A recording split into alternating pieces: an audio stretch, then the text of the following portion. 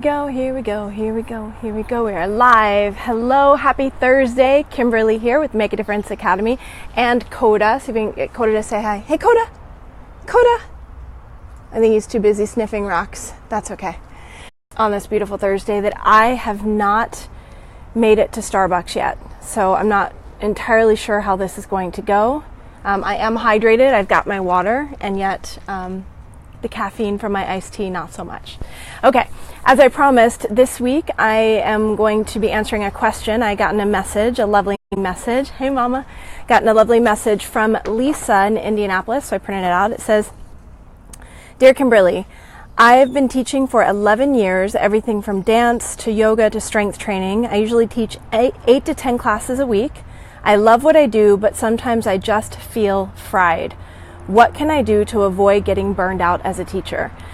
Well, first of all, Lisa, thank you so much for sending the message, for asking the question, because I guarantee you that there are so many hundreds, thousands that are either experiencing this right now or have experienced this at some point in their teaching career. I certainly have. You know, in the 25 years I've been teaching, I've been really blessed, but there's certainly been stages over the course of that 25 years where I felt, all right, I'm feeling kind of burned out. I need a break. So a couple of things I wanted to touch on. First of all, chances are if you're feeling burned out, if you're feeling depleted, feeling fried, chances are one of two things is happening.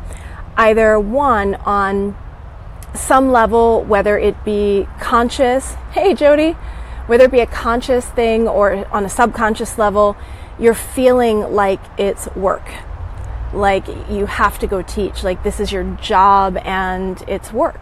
And you know what? It's a lot. You know, when we teach, there's a lot to prepare, there's a lot to think about, there's a lot that can go wrong. So it's easy to fall into the trap of feeling like I got to go to work. I'm going to work and this feels like work. So what I would encourage you to do before you go in to teach every time, and I know you said you teach 8 to 10 classes a week, but this has helped me tremendously. Whether it be at home before you leave the house to go teach, or for me, I like to do it in the car before I get out of the car and walk into the building, or sometimes even in the studio. I take a moment in the corner or step out, and it takes no more than a minute or so, but you close your eyes, you take 3 deep breaths, and then you ask and answer the question, why do I do this? And maybe you even touch base with the original reason, the original intention of what brought you to teaching. Is it because you wanted to help people? Because you know it helped you and you wanted to pay it forward? That was my story. That was my inspiration initially. You know, do you want to lift people up and brighten their day? You know, so answer that question even a couple of times. Kind of brainstorm a few things of, okay, why am I doing this? Why do I teach? And why am I not doing something else? Why am I choosing to do this? Why did this become a huge part of my path? And so when you answer that question, immediately there begins to you begin to have a mind shift, a little bit of a mind shift. Your mindset starts to change, your perspective starts to change, and that's really what we're looking for here. And then before you finish, before you now go in to step into that role as a teacher, as the leader in that space, just say to yourself, I don't have to teach. I get to teach. I remind myself of this all the time. You know, we could be doing something else. We are blessed that we get to do what we're doing. And it is a blessing. It's a blessing that we do get to make a positive impact on people's lives. We do get to lift them up. We do get to change their day for the better and ultimately their lives for the better. And so it's just a consistent reminder that we get to do it. And for me, and hopefully it will help you as well, every time I take the moment to just have that mindset shift, it changes everything. So even if I'm having, you know, maybe a rough morning, maybe I'm not, you know, feeling 100%, doing a lot of rushing around, maybe there's traffic, maybe I'm just running late, or whatever the case may be. We all have those mornings, those days, those evenings. If you still take that minute or so and just close your eyes, take 3 deep breaths, remind yourself why you do what you do, and then remember that you get to do it. I don't have to teach, I get to teach. And then the other thing I wanted to bring up is that if you're feeling burned out, chances are also, or that you're not making yourself a priority in your life. And it's a very easy trap to fall into for those of us who are uplifters, who, feel a responsibility in our lives to be in service of others, which is a beautiful thing. And you as a leader, as a teacher, you're a servant leader, and that's a beautiful thing. But when we don't take the time to take care of ourselves and to fill our cups first, and then we get busy with our work of serving others, then all of our energy is going out. And it can absolutely tap us dry. It can tap us dry. I have been there. In fact, for many years, I really put all of my energy and effort toward, pleasing others and, ensuring that I did everything that I could to make sure everything and everyone else was okay, and that I was doing the best job that I could, both in my teaching and in my day-to-day life. And it's really only been in the last few years that I've come to terms with a complete understanding of how important it is to put myself first, to make myself a priority. And you may initially think, and some will initially perceive that as selfishness, but it's not selfishness from the standpoint of having it be detrimental to anyone else. This is about making yourself a priority, and when you see the effect of it, it is the furthest thing from selfishness. Because what happens when you take the time to fill your cup, to draw that energy back in, and to lift yourself up, then you have so much more energy, such a better perspective, and just more bandwidth to now nurture and care for everyone around you. And I don't just mean the students in your class. I mean your family and your friends and anyone else that may count on you to be their uplifter. So I think it's really, really important that every single day you are doing, hey there, Coda, that you are doing something. And that's the pool filter. That's a lovely noise too. But every day you're doing something that will fill your cup, that will take care of you. So if you're not sure what that is, then start exploring, start experimenting. For me, if I can get out every day for even just a 20-30 minute walk, it is huge. I make sure that I meditate every morning and every evening, even if it's only for 5, 10, 15 minutes. It's changed everything for me, and I miss it when something happens and I don't get the opportunity to do it. Often I've heard that prayer is us asking God a question. Meditation is when we sit still to receive the answer, and so it's really impactful. I like to get my toes done. I really like to go get my toes done, and I even like to pay the extra $10 for the 15-minute foot massage. I think that's a beautiful thing that is offered to us. So every few weeks, maybe once a month, I make sure to go treat myself in that way. So what are you doing to treat yourself? Are you going for a walk? Are you drawing? Are you writing? Are you listening to music? Are you reading books? Or whatever it is that on some level lifts you up, inspires you, keeps your cup full. And then I know I've shared this story before, but before I close out the video, I have to share. One time I had gone to a conference. It was called Celebrate Your Life. It was in Chicago, Illinois. I went with my fabulous niece, Amanda. We got to go together, and it was so cool. And it was all these amazing authors and thought leaders, Don Miguel Ruiz and just Marianne Williamson, and these just amazing authors and spiritual thought leaders and just personal development leaders speaking.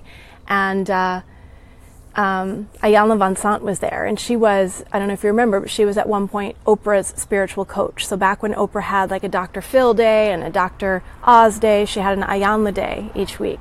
And, I know they had a bit of a falling out, but they're okay now. And so Ayanna was speaking, and her entire lecture initially was about us being in service of each other, that we are all connected and that we are on this earth to be in service of each other, and that every single day we wake up, we should ask, how may I serve? And then, and the whole time she's talking, by the way, I'm giving her like mental high fives. I'm like, yes, this is validating everything I believe. This is perfect. This is what I came to hear. I'm like, yes, yes, yes, yes, yes. And then she said, but don't get me wrong. And there was this dramatic pause, and I'm on like the edge of my seat, and I'm like, okay, what else is there to say? Like, you just said it all. And she said, may my cup runneth over, so that I may give freely to those around me. But what's in the cup is mine, and don't you dare touch it. And this was such a huge light bulb moment for me. This was probably 9 years ago now. And that's kind of, I think, where my learning and deep dive in healing, personal development hit the accelerator, let's just say, at that time. May my cup runneth over, so that I may give freely in service of others. But what's in the cup is mine. Don't touch it. Those words have continued to ring in my ears. I mean, I almost got a tattoo. That's actually not true. I'm afraid of needles. But the words have stayed with me in a huge way. And it was such an eye-opener to understand that if I can take the time to make myself a priority, to care enough, honestly, to care enough about the world around me, that I put myself first and make sure that I fill my cup so that it's overflowing. Now I can give from the overflow and never be tapped dry. And I have to tell you, it has changed everything. And it really is perspective, and then taking action on that perspective. What's the perspective? I'm important. I need to love me first. What's the taking action on that perspective? What can I do to fill my cup first? What can I do to make myself a priority so that I can have that much more to give to those around me? So it's really pretty simple. So Lisa, that is my answer for you. Number one, make sure that you stay connected to why you teach, why you do what you do. Remind yourself every time you go in to teach if it will help, at least until it just becomes a part of your thought process. I don't have to teach. I don't have to be doing this as part of my role in life. I get to do it. I chose to do it, and I get to do it. It's a privilege to be the leader in that room and to get to make a difference in the lives of other people. And then, of course, the other being to make yourself a priority, put yourself first, fill your cup to the point that it is overflowing, and then give from the overflow so that your energy is never tapped dry. So that would be probably my best advice on just ensuring that you continue to love what you do from a place of inspiration, so that it always feels like inspired action and never work. Big difference. Hard work will tap you dry and wear you out every single time, but inspired action will continue to help you flow with energy and will actually in turn fill your cup. So I encourage you to stay with that. And if you have any other questions, please let me know. If you have anything that you want to share in the comments, any insight from your perspective, any of you out there, whether you're watching this live, Jody, Aaron, good to see you, Aaron. And anything that you want to share, please let me know in the comments. I check the comments every day. I'd be happy to respond. We'll have a little Facebook conversation there. But then before I close out, I have to let you know that there is, of course, the Starbucks contest. And so one person who has watched this video, and again, it doesn't matter if it's live or you catch the recording later, if you share this video, it could be on your personal page, your fan page, in a group, wherever you think the message might serve other people and help them in some way. That's the whole idea, is just to help get the message out each week. So there will be a drawing at the end of the day tomorrow. Rand Namer was our winner last week. She was so lovely, got her Starbucks and even posted a picture, which was awesome. So you'll get a $5 Starbucks gift card from me just as a thank you for engaging. So if you like the message, then like or respond to the video, write in the comments, share it, and then I'll be picking a winner by the end of the day tomorrow. And by the end of the weekend, you will have a $5 Starbucks gift card from me if your name was drawn. So that's what we're doing every week on Thursday. So every week, Thursday, 10 a.m. Pacific Standard Time, Inspired Thoughts. I will bring my own inspired thoughts, the whole desire being to lift your day.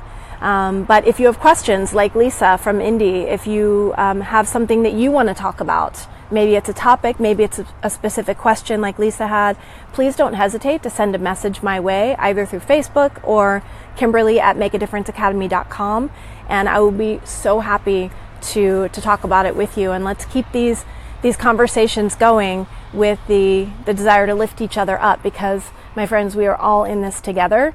And I think that's a really beautiful thing. So with that, I wish for you the most amazing rest of your Thursday and a fabulous weekend. And I'll look forward to connecting with you soon. Mwah! Much love to you.